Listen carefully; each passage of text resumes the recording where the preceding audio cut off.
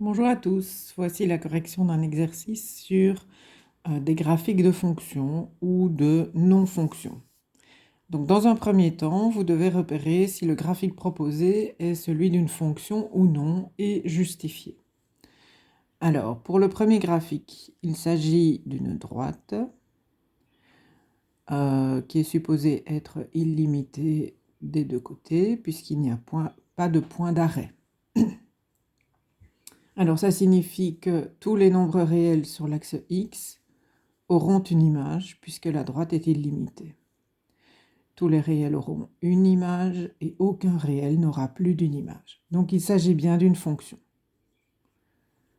Alors, puisque c'est une fonction, on peut examiner certaines informations sur cette fonction. Par exemple, déterminer le domaine de cette fonction. Alors le domaine, c'est l'ensemble des réels x pour lesquels il y a une image. Donc l'ensemble des réels qui ont une image par cette fonction. Alors, comme de nouveau, c'est une droite illimitée, le domaine de cette fonction est l'ensemble de tous les nombres réels. L'ensemble image est l'ensemble des réels qui sont images de certains réels. Donc on le lit sur l'axe Y, c'est l'ensemble des valeurs prises par les images. Alors ici aussi, la droite étant illimitée des deux côtés, tous les nombres réels sont des images. L'ensemble IMF est donc tout l'ensemble R. Ensuite, on vous demande de déterminer les racines éventuelles des fonctions. Alors, une racine d'une fonction, c'est un nombre réel pour lequel l'image par la fonction vaut 0. Comme c'est l'image qui vaut 0, il s'agit des points du graphique de la fonction pour lesquels l'ordonnée vaut 0. Alors ici, on observe un point sur le graphique de la fonction qui a comme coordonnée un 0, ce qui signifie que l'image de 1 par cette fonction vaut 0. Donc 1 est bien ce qu'on appelle une racine de la fonction. Il n'y en a pas d'autre. Donc x égale 0 est la racine de la fonction f dans le premier exercice. Pour le deuxième graphique, vous avez aussi une droite. Vous connaissez son équation, puisqu'il s'agit d'une droite verticale, que tous les points situés sur cette droite ont une même abscisse qui est 2. Du coup, l'équation de cette droite est x égale 2. Une droite verticale a toujours comme équation x égale constante, et ici, c'est au niveau du 2 que la droite se situe, donc x égale 2 est son équation. Malgré tout, point de vue fonction, analyse, le graphique signifie que les réels qui sont différents de 2 n'ont pas d'image, puisqu'il n'y a pas de graphique à la verticale de ces réels. Par contre, 2, la valeur x égale 2, a ici une infinité d'images, puisque tous les points de la droite ont pour abscisse 2, donc 2 a pour image l'ordonnée de tous ces points. Du coup, ce graphique n'est pas celui d'une fonction, puisque un seul réel a une infinité d'images. Alors, pour le graphique C, on lit bien une courbe qui s'arrête en ce point-ci. Voilà. Donc ici, elle est illimitée, elle continue de la même manière, sur le même modèle ou avec la même allure. Par contre, de ce côté-ci, elle est terminée. Alors, est-ce qu'il s'agit du graphique d'une fonction? Passons l'axe X en revue et examinons pour chacun des nombres X que nous voyons s'il y a des images ou non. Alors, le nombre qui est ici, moins 3, a une image puisque à la verticale de moins 3 se trouve un point du graphique. Donc, moins 3 a une image, moins 2 a une image, moins 1 a une image, 0 a une image, 1 aussi, 2 a une image, et au-delà de 2, les nombres qui sont situés à droite de 2 n'ont pas d'image puisqu'il n'y a plus de graphique à la verticale de ces nombres. Par contre, aucun nombre n'a plus d'une image, donc il s'agit bien d'une fonction. Chaque nombre réel a soit une image, soit pas d'image. Du coup, on peut examiner les mêmes données que précédemment. Le domaine de la fonction se lit sur l'axe X. C'est l'ensemble des réels pour lesquels il y a une image, donc à la verticale desquelles se trouve le graphique de la fonction. Donc on les a passés en revue tout à l'heure. Comme le graphique est supposé continuer de la même manière, on va considérer que tous les réels négatifs ici ont une image. Donc le domaine de f sera une demi-droite.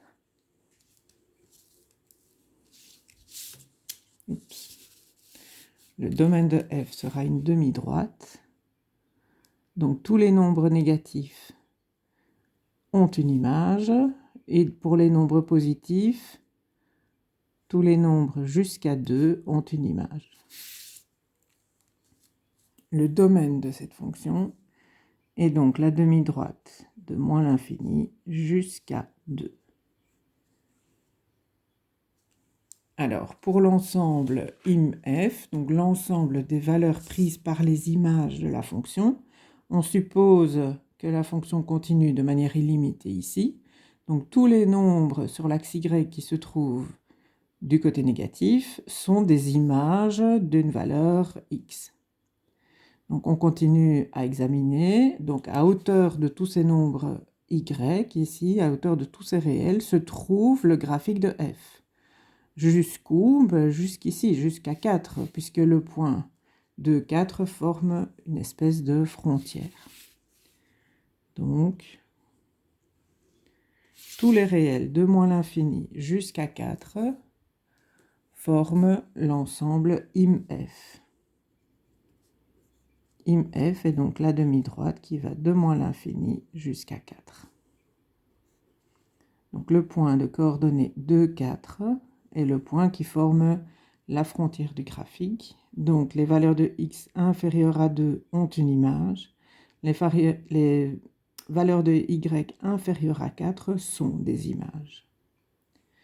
Alors, en ce qui concerne les racines de cette fonction, donc il faut chercher les nombres dont l'image vaut 0. Donc, les points du graphique dont l'ordonnée vaut 0. Alors, le point du graphique pour lequel l'ordonnée vaut 0 est le point de coordonnée moins 2, 0. Ce qui signifie que la racine est x égale moins 2.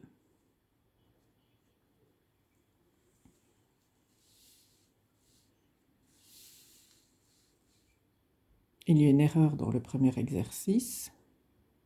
C'est le point de coordonnée 1, 0 qui appartient au graphique. Donc c'est l'image de 1 qui vaut 0. Donc c'est 1 qui est la racine de la fonction. Désolé. Pour le graphique D, on passe en revue l'ensemble des x. Tous les nombres x, donc ici le graphique est supposé continuer de manière illimitée. Tous les nombres x ont donc une image, qui est négative d'ailleurs. Il n'y a pas de nombre qui n'ait pas d'image. Donc il s'agit bien d'une fonction puisque aucun réel n'a deux images, ou plus d'une image en tout cas. Et le domaine de cette fonction est l'ensemble de tous les nombres réels. Alors, en ce qui concerne l'ensemble des images, on observe que le graphique se trouve du côté des y négatifs. Donc, toutes les valeurs y négatives sont des images de réels, jusqu'à 0. Mais si les y sont positifs, il n'y a plus de graphique à hauteur de ces nombres-ci. Donc, les y positifs ne sont pas des images, n'appartiennent pas à l'ensemble IMF. L'ensemble IMF est l'ensemble des réels négatifs. Alors, pour la racine de la fonction, on cherche le nombre ou les nombres dont l'image vaut 0 par la fonction, donc les points du graphique dont l'ordonnée vaut 0. Ici, il s'agit du point de coordonnée 0, 0. Donc la racine est bien x égale 0.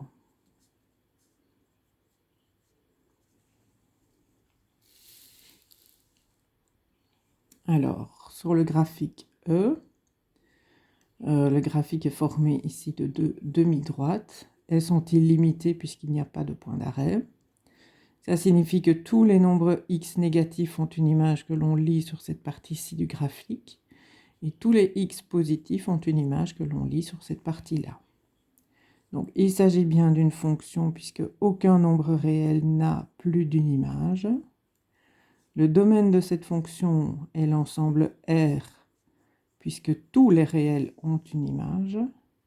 Et l'ensemble des images, cette fois-ci, se situe du côté positif des Y. Donc, il n'y a que des nombres positifs dans l'ensemble IMF. À hauteur des nombres négatifs sur Y, il n'y a pas de graphique. Donc, l'ensemble IMF est l'ensemble des réels positifs. Alors, pour la racine, il y a un point dont l'ordonnée vaut 0, c'est le point de coordonnée 0, 0.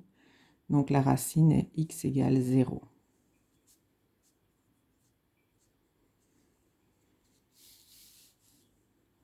Pour le graphique f, vous avez ici des nombres sur l'axe x qui n'ont pas d'image. 0 a une image qui est 0. Mais lorsque vous regardez les valeurs positives de x, ces nombres ont deux images, puisque à la verticale de 1, par exemple, ou de 2, ou de tout nombre intermédiaire ou supérieur, on coupe le graphique en deux points, ce qui signifie que le nombre 1 a deux images par ce graphique, le nombre 2 a deux images par ce graphique. Il ne s'agit donc pas du graphique d'une fonction. Et l'analyse s'arrête là.